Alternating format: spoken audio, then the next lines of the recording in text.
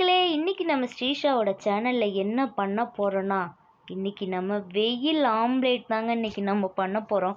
வாங்க அதை எப்படி பண்றதுன்னு பார்க்கலாம் வாங்க. இப்போ நான் ஒரு 1/4 மணி நேரத்துக்கு முன்னாடியே போயிட்டு தோசை தவா வச்சுட்டு வந்துட்டேங்க வெயில்ல. இப்போ நான் முட்டை போயிட்டு உடச்சி ஊற்றிட்டு அதில் கொஞ்சமாக பெப்பர் பொடியும் கொஞ்சமாக உப்பும் தூவிட்டு வந்தாச்சுங்க. இப்போ நம்ம 1 மணி நேரம் கழித்து போய் பார்க்குறோம். ஓரளவுக்கு அந்த ஆம்லேட் செட் ஆகிருக்குது. சரி, திரும்பி போயிட்டு நம்ம ஒரு 1/2 மணி நேரம் கழித்து பார்த்தேன். ஓரளவுக்கு வர மாதிரி தான் இருக்குது. நானும் தோசை கரண்டியை போட்டு தேய்ன்னு தேய்ச்சேன், வர மாதிரி தெரில. அதுக்கப்புறம் நம்ம கையிலே நான் பிச்சு எடுத்துட்டேங்க.